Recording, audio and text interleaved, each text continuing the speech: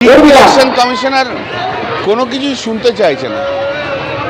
উনি এখন ব্লাড সাকার হয়ে গেছেন। তা কি করবেন বলুন?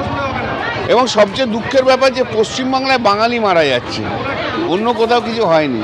এরা অ্যান্টি বাঙালি, বাঙালির নামে যা বাংলাকে যা ইচ্ছা তাই করছে। যারা বলেছিল সনাতনী হিন্দুদের প্রোটেক্ট করব, দেখুন সবচেয়ে বেশি হিন্দুদের উপর অত্যাচার হচ্ছে। সবচেয়ে বেশি মারা গেছে কারা?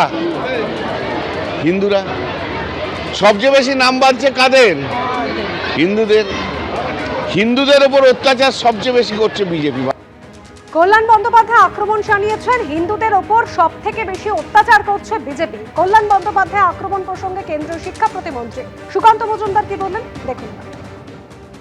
ভাইপো সব জায়গায় ঘুরে বেড়াচ্ছে। ভাইপোকে ছিলেন তো আবার আপনারা? হ্যাঁ, ভাইপোর মহিমা কীর্তন এখানে পৌঁছে গেছে তো নিশ্চয়।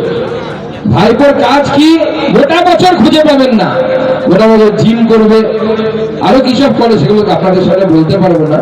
একটু কান খোলা রাখবেন, আপনারাও খবর পাবেন কি সব করে।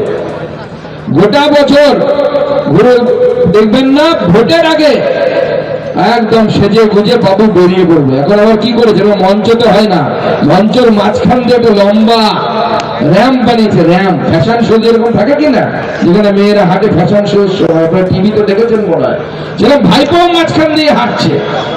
সারা বছর খেয়ে মধু, ভোটের সময় এসেছে যদু। ভাইপোর তো সেই অবস্থা, সারা বছর খেয়ে মধু, ভোটের সময় এসেছে যদু। এখন ভয় পাচ্ছে, এসআইআর হচ্ছে, এসআইআর বলছে বন্ধ করে দেবো। কেন বন্ধ করে দেবো? মানি না এসআইআর। এসআইআর কেন হচ্ছে? বিজেপি এসআইআর করাচ্ছে। এসআইআর তো নির্বাচন কমিশন করাচ্ছে। 1952 সাল থেকে হয়, আজকে নতুন হচ্ছে এরকম নয়। তুই পড়াশোনা করিস, তুই পড়াশোনা করে দেখ। 1952 সাল থেকে এসআইআর হচ্ছে। 2002-03 পশ্চিমবঙ্গে লাস্ট এসআইআর হয়েছিল। সেই এসআইআর কি বলছে? যারা ভারতের নাগরিক তারা ভোট দেবে, যারা ভারতের নাগরিক না তারা ভোট দেবে না।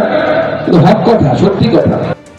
এসআইআর এ অনিয়ম ফের মুখ্য নির্বাচন কমিশনারকে চিঠি দিলেন মুখ্যমন্ত্রী মমতা বন্দ্যোপাধ্যায়। এ বিষয় নিয়ে আমরা কথা বলবো। রাজ্য বিজেপি সভাপতি তথা বিজেপি সাংসদ শ্রমিক ভট্টাচার্য এই মুহূর্তে আমাদের সঙ্গে টেলিফোনে রয়েছেন। শ্রমিকদা, জ্ঞানেশ কুমারকে চিঠি দিয়েছেন মমতা বন্দ্যোপাধ্যায় যে এনুমারেশন পর্বে যুক্ত থাকলেও বিএলএদের শুনানিতে থাকতে দেওয়া হচ্ছে না, এবং এই বিএলএদের অনুপস্থিতি এসআইআর এর স্বচ্ছতা ও নিরাপত্তা নিয়ে প্রশ্ন তোলে। দেখুন, পশ্চিমবঙ্গের সঙ্গে সঙ্গে 11টি রাজ্যে নির্বাচন এসআইআর চলেছে। আমাদের সামনে নির্বাচন আছে। কোন রাজ্যের কোন মুখ্যমন্ত্রী আজকে এভাবে এসআইআর এর বিরোধিতা করছেন না, যদিও বিরোধিতা করাটা তার অধিকারের মধ্যে পড়ে।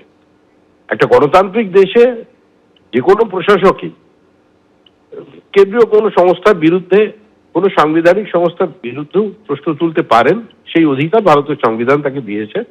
এবং তার জন্য একটা নির্দিষ্ট পদ্ধতি আছে। সেই পদ্ধতিটার সম্পর্কে মুখ্যমন্ত্রী জানেন, কারণ এর মধ্যেই তারা একবার এসআইআর নিয়ে সুপ্রিম কোর্টের দরজা পার করে চলে এসেছে। ফলাফল কি হয়েছে প্রত্যেকের জানা। এখন এই মুখ্যমন্ত্রী 2004 সালে স্পিকারের বাংলাদেশে অনুপ্রবেশকারীদের নাম ভোটার লিস্টে তুলে সিপিআইএম ভোট জেতার চেষ্টা করছে। ভোটার লিস্টের মধ্যে বাংলাদেশিদের ঢুকিয়ে রাখা হয়েছে, এই অভিযোগ নিয়ে স্পিকারের টেবিলে কাগজ ছুড়ে দিয়ে চলে এসেছিলেন চোখের জল ফেলে। আবার এই মুখ্যমন্ত্রী বলছেন অনুপ্রবেশ বলে কিছু নেই, ওপার বাংলা এপার বাংলা, দিবে আর নিবে, মিলাবে মিলিবে। তো কোন অবস্থানটা ঠিক? ভোটার লিস্ট শুদ্ধিকরণের প্রক্রিয়া চলছে। একজন প্রশাসনিক প্রধান যিনি সংবিধানের শপথ নিয়ে মুখ্যমন্ত্রী হয়েছেন, তিনি আরেকটি সাংবিধানিক সংস্থাকে আক্রমণ করছেন। এতে কি রাজ্যের ভাবমূর্তি উজ্জ্বল হচ্ছে? না এইভাবে বিরোধিতা করে তিনি এসআইআর প্রক্রিয়া বন্ধ করে দিতে পারবেন? ধন্যবাদ। এবিপি আনন্দ, এগিয়ে থাকে, এগিয়ে রাখে।